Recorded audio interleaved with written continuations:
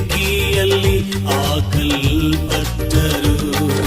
ನೀ ನನ್ನ ಜೊತೆಯೆಂದು ಇರುವೆ ದೇವಾ, ನಿನ್ ವಾಗ್ದಾನ ನನ್ನಲ್ಲಿ ನೆರವೇರುವುದು.